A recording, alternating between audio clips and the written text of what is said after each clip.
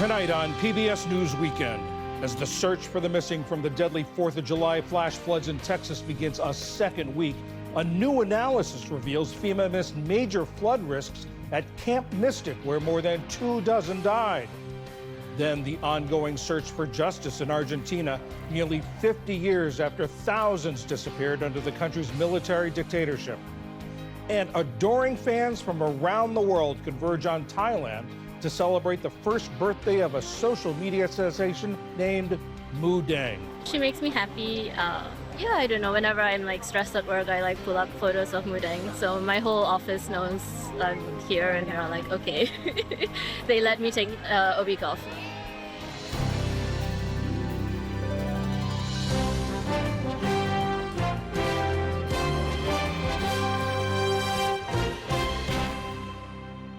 Major funding for PBS News Weekend has been provided by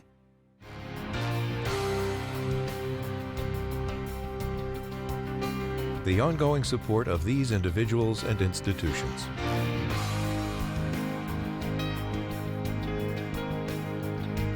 And friends of the NewsHour.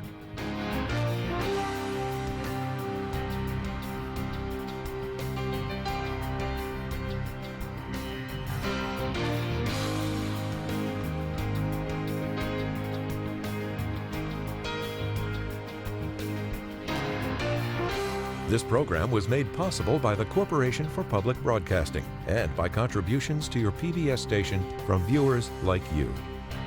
Thank you. Good evening, I'm John Yang. The search for the more than 100 people still missing from the catastrophic 4th of July flash floods in Texas began its second week today. As the death toll has risen to at least 129, officials have rejected suggestions that the calamity could have been anticipated and, if not prevented, at least alleviated. This happened very quickly over a very short amount of time that could not be predicted, even with the radar. But an analysis by NPR and PBS's Frontline suggests otherwise. Laura Sullivan is an NPR investigative correspondent. Laura, what is it that you looked at and what did you find? What we found was a significantly higher risk of flooding in this camp and in this area than the federal government has ever reported. We found that a number of the cabins had an expectation that if a serious storm came, they were going to be inundated. And yet FEMA's maps, what Americans depend on to know whether or not they have a flood risk, were not showing this risk. And so when we went and looked at a number of maps that are done by private companies, you can see that if a serious storm came, that this place would be underwater, not only in the main camp, but also off into the new camp that they built recently. And some of these are done by private companies like First Street in New York, which was able to show where they expected the water to come. Why the difference? Why did these private companies pick it up and FEMA not? FEMA does not map rainfall. They are not mapping flash flooding. And they're also not looking forward into what sort of climate predictions might be there coming. FEMA is looking backward. FEMA does not have the mandate from Congress to do this work, and they don't have the funding to do this. So there are wonderful scientists at FEMA that are capable of doing this. They have some of the best data scientists in the world, but they are not mapping this risk the way a lot of the private companies are saying, look, this is a serious problem. The Associated Press had a story out this morning that said that a number of buildings at Camp Mystic had been taken off the list. Because you write in your investigation that there are special interests that can appeal. How does that work? NPR and PBS Frontline, we're also reporting this. We have the documents that show that this camp pulled these buildings out of the floodplain. They're saying, we don't want to have these in this risky area, so can you just take them out of your map? And FEMA granted this request for multiple buildings back 15 years ago. This is a significant problem because if you are in the floodplain, then you are required, if you are in a community that belongs to this program and you have a federally backed mortgage, you are required to build to a flood standard. That usually means elevating your house so that you can survive a significant storm like this, a significant flood that's coming through. And if you're outside the flood maps, you don't have to do that work. And that is why a lot of communities sometimes ask to come out of it, and even private owners like this camp requested to come out of the floodplain. And we can see the impact that that had. And to be clear, they want to get out of the floodplain on paper, but in reality, they're still in it. Exactly. They're still in this very dangerous area. This is happening not just at Camp Mystic, but across the country. More than 2 times as many Americans have a flood risk, that millions of Americans that don't even know they have a flood risk. And that's because FEMA's maps have not been updated with this new information. Because you said this is also an issue in North Carolina when Hurricane Helene moved through. Absolutely. When we were in North Carolina covering Helene, 98% of the people that were affected by the storm were not in FEMA's flood maps. This means that not only if they're not in the flood map, they may not have been required to build in a way that could have helped them survive the storm, but also they may not have belonged to the National Flood Insurance Program because there wasn't a requirement for them to do so. And so they're out of luck in that way, too, when it comes to rebuilding. What's it take to fix this? Legislation? We found in our reporting that Congress needs to fund this program. They need to fund FEMA to do these maps. But there's a lot of pushback to having these maps updated. A lot of politicians don't want to be the ones that will increase flood insurance rates for people across the country. But we also found in our reporting that the National Association of Home Builders, home developer lobby groups, even sometimes the National Association of Realtors are saying we don't want to see these maps necessarily updated because they want to keep, they say, homes affordable. And now with FEMA in limbo under the Trump administration, changes likely, unlikely? The cuts to FEMA are making it difficult from the insiders we've talked to do the work that they want to do. But it is also going to undermine the agency's ability to insist on flood map changes and also insist on resilient building. And there's a lot of feeling at this point that this administration is looking to roll back some of the requirements for how people build for a flood. Laura Sullivan of NPR, thank you very much. Thanks so much for having me. In the day's other news, President Trump announced 30% tariffs beginning August 1st on imports from the European Union and Mexico. Mexican and European officials have been negotiating with the administration in hopes of avoiding steep tariffs. This week, the president announced a series of tariffs on U.S. allies and adversaries alike, including Canada and Brazil. So far, months of trade negotiations have resulted in only 2 deals with Great Britain and Vietnam. In Gaza, there's been another incident of Palestinians being killed while trying to get food aid. Palestinian medics say 24 died near Rafah from Israeli gunfire. Israel says it only fired warning shots at people approaching them and was not aware of any casualties. The UN estimates that 800 people have been killed in the last 6 weeks at U.S.-run food distribution sites. In addition, Gaza hospital officials said Israeli airstrikes killed 28 Palestinians. And the State Department said it's aware of reports that Israeli settlers beat to death a U.S. citizen, 20-year-old Saifullah Musalit, on his family's land. Family in Tampa said he was visiting relatives and called on the U.S. government to investigate. Russia pounded Ukraine with hundreds of drones and missiles today, killing at least 6 people. Russia's been stepping up long-range attacks on Ukrainian cities while also trying to break through Ukrainian defenses along parts of the 620-mile-long front line. A preliminary report on last month's deadly Air India crash says the fuel supply to both engines was cut off shortly after takeoff. On the cockpit voice recorder, one of the pilots is heard asking the other why he had turned off the switches. The other responded that he hadn't. The fuel supply was restored 10 seconds later, but it was too late for the plane to recover. 260 people were killed, 19 of them on the ground. Still to come on PBS News Weekend, how NIH funding cuts are raising concerns about research focusing on vulnerable populations. And the pygmy hippo who became a social media star. This is PBS News Weekend from the David M. Rubenstein studio at WETA in Washington, home of the PBS NewsHour, weeknights on PBS. So far this year, the Trump administration has cut more than $1 billion in NIH grants. That includes a sickle cell disease study. Sickle cell is a blood disorder that affects roughly 100,000 people in the United States. According to the CDC, 90% of them are Black. Ali Rogan sat down with Dr. Charity Oyedeji, a Duke University hematologist. Her $750,000 sickle cell research grant was terminated by the Trump administration. The reason given? DEI. Thank you so much for joining us. First, tell us about sickle cell disease and about how you were working to help people who live with it. Yeah, so sickle cell disease is a genetic disorder that predominantly affects Black people in the United States, but can be in all people of racial or ethnic backgrounds worldwide. And it's grounded in genetics. And so it's not necessarily only Black people that experience it. And so the work that I was doing was focused on developing the first and valid functional assessment for people with sickle cell disease and the first exercise program tailored to the unique needs of older adults with sickle cell disease. And why was it important to look at exercise programs that specifically are suited to this population? Yeah, so people with sickle cell disease have historically had fears of exercising due to fears of going into pain. So they're often triggered by overexertion, stress, weather. And so that's the hallmark of sickle cell disease, but it makes it hard for them to be active. And some even fear that these patients can have sudden death. And so they really need a program that's tailored to the unique needs that they experience. And when you found out that the NIH was canceling your grant and that the reason for doing so was DEI, what was your reaction?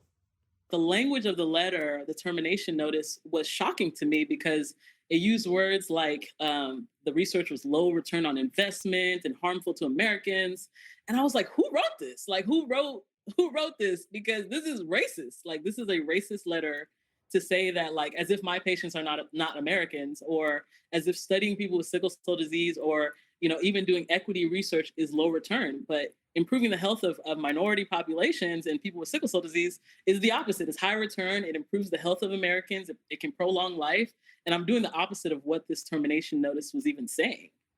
What message does this send to other researchers who want to get into this line of research?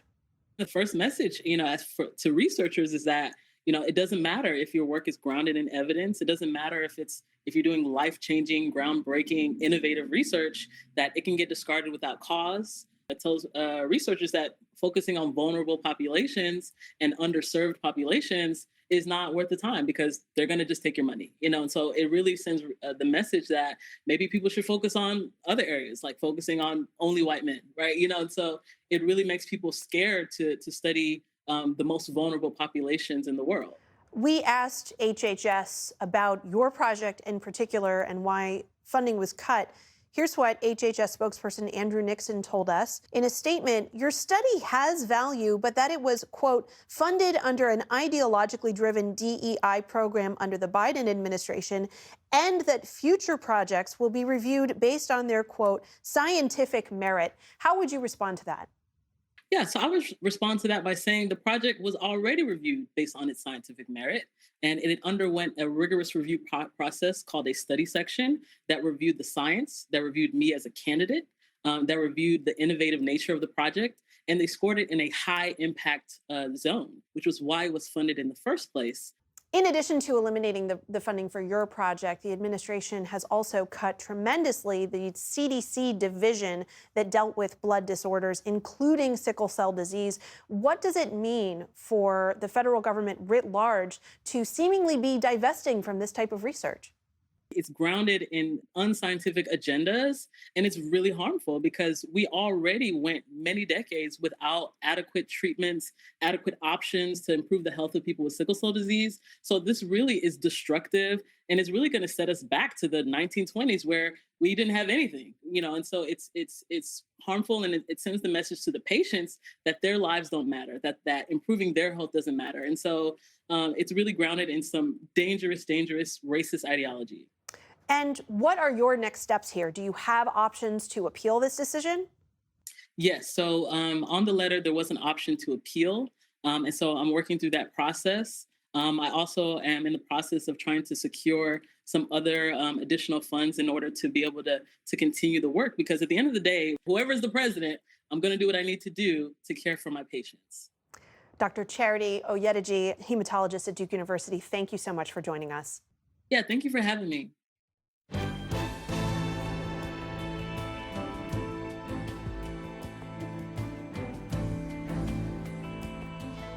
This week, a human rights group in Argentina said it had identified a man who had been taken from his mother at a secret detention site more than 40 years ago during the country's so-called dirty war under the rule of a military dictatorship. He was reunited with his sister, who had searched for him for years. But there are concerns that the government of Argentine President Javier Milei is reversing long-standing policy to continue the search for the tens of thousands of citizens who were abducted, never to be seen again. The disappeared. Special correspondent Kira Kay reports from Buenos Aires.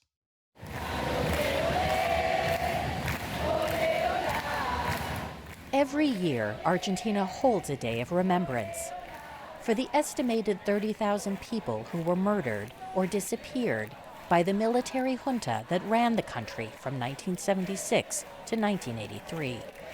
Americans may know this time as Argentina's dirty war, when intellectuals, students, unionists, and others suspected of being left-wing dissidents vanished into detention and torture centers. Few bodies were ever found. The method of execution was to drop people into the sea from military planes, still alive. After the junta finally fell, activists pushed the country to account for these crimes. Carolina Vilela represents a victims' rights group. Argentina es conocida como el faro mundial. Argentina is known as a global beacon in matters of memory, truth, and justice, with more than 1,200 people convicted of crimes against humanity. And it has a long history of human rights organizations and victims driving this entire process. To educate new generations about this dark past, memory centers like this one have also been created at former clandestine sites. En este lugar los bajaban, ellos tenían los ojos vendados, una capucha. Some of these sites remain active crime scenes. Archaeologist Laura Dugine has been excavating this basement of a former detention center. Dugine's team occasionally recovers personal artifacts that both serve as evidence at trials and as a last sign of life for families whose loved ones never returned home. La sociedad argentina sigue construyendo, digamos. Argentine society is still piecing together information about state terrorism because a pact of silence by Argentina's military remains in place to this day. The artifacts we found have helped to confirm the testimony of survivors. The junta also appropriated more than 400 babies, taken from their mothers before they were executed and given to other families, often members of Argentina's military. Leonardo Fossati was one of them. I was born in this clandestine detention center on March 12, 1977, where my mother and father were disappeared. There were many years where I had doubts about my identity. I didn't bear a physical resemblance to the family that raised me, and we didn't have any photos from my mother's pregnancy. Fossati and 139 other now adults have recovered their previous identities with the help of an organization called the Abuelas, or Grandmothers of the Plaza de Mayo. Estela Carlotto, now 94, found her own grandson in 2014. 2 missing grandchildren have been identified so far this year. It's not just about identifying these victims and allowing them to live the truth and have the opportunity to meet their families. It also has to do with ensuring that these crimes, which are the most serious in the world, are punished. But activists say all this progress is now at risk through actions by Argentina's new government. In November 2023, Argentina elected President Javier Milei, a libertarian economist who promised to address the country's economic chaos. Facundo Robles managed the Wilson Center's Latin America program. In the period that goes from February 2017 to February 2025, inflation was 7,800%. Milei, he's drastically decreasing the size of the state. He fired 40,000 people out of the public sector. Milei is known for his flamboyant style And his cost cutting was an inspiration for Doge. Earlier this year, he appeared at a Washington, D.C. Republican conference to hand Elon Musk a chainsaw. The chainsaw for bureaucracy. While the government cuts are mostly across the board, Carolina Vilela says the ongoing search for children abducted by the junta is under additional pressure. La Unidad Especializada de Investigaciones. The Special Investigations Unit within the National Commission for the Right to Identity was closed. The National Genetic Data Bank is being cut, a budget reduction of almost 50%. The Ministry of Security's documents are extremely important for conducting investigations, but the document analysis team has been dismantled. Memory sites are facing drastic cuts too, and must shorten their operating hours and end programming. And at archaeologist Laura Duguine's lab, signs mark the chairs of her laid-off staffers. She has had to stop expanding work at her site when a new roof to protect it was canceled by the Ministry of Public Works. If we can't conserve the archaeological site today, tomorrow we won't have it, and the heritage can't be replaced. While the trials are today, they won't be in 20 years. At an Inter-American Commission hearing in Washington, D.C., the government defended its cuts, insisting memory programs will continue despite them. But Malay's administration has also gone on the attack. His vice president is the niece of an officer charged with the disappearance. Both she and Malay have questioned the number of 30,000 junta victims. And over the last 2 Remembrance Day holidays, the government's official video accused victims' groups of manipulating memory for political and economic gain. Milei had the support of a generation of people that don't know, and maybe they don't even care, of what the dictatorship was. And as long as Milei controls the inflation, people will be like, say whatever you want. Leonardo Fossati says remaining survivors deserve to have their cases solved. It was a gift of life to regain my identity. And it's only fair that other people who are going through the same thing know the truth. We urge the world's societies to call on Argentina to respect human rights. For PBS News Weekend, I'm Kira Kay in Buenos Aires, Argentina.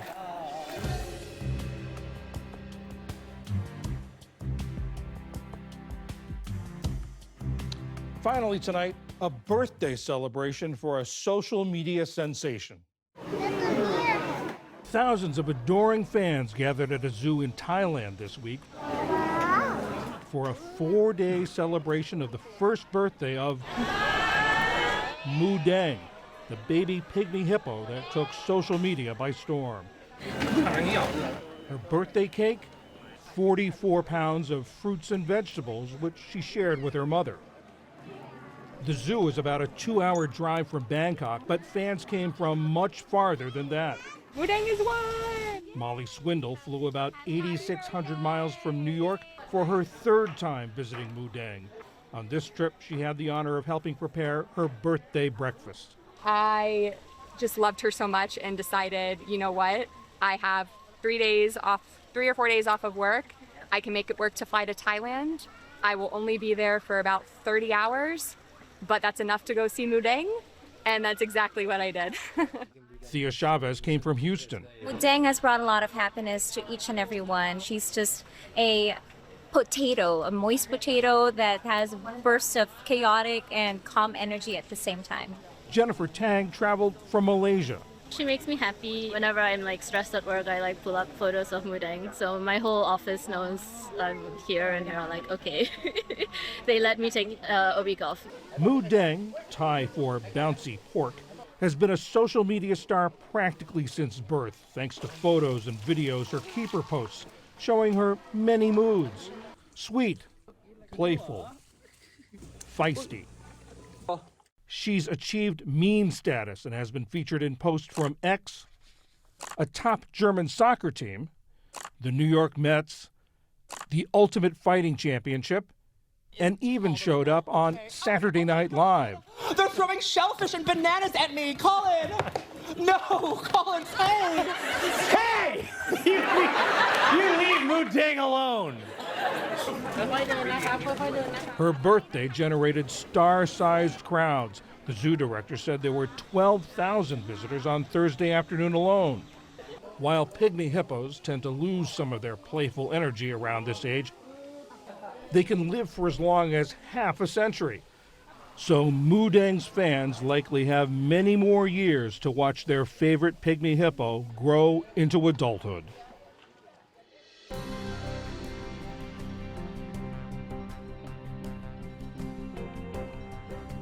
And that is PBS News Weekend for this Saturday. I'm John Yang. For all of my colleagues, thanks for joining us. See you tomorrow. Major funding for PBS News Weekend has been provided by... In 1995, two friends set out to make wireless coverage accessible to all. With no long-term contracts, nationwide coverage, and 100% U.S.-based customer support. Consumer Cellular. Freedom calls.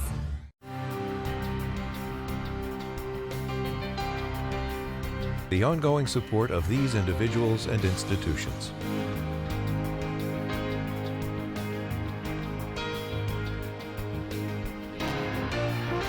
This program was made possible by the Corporation for Public Broadcasting and by contributions to your PBS station from viewers like you. Thank you.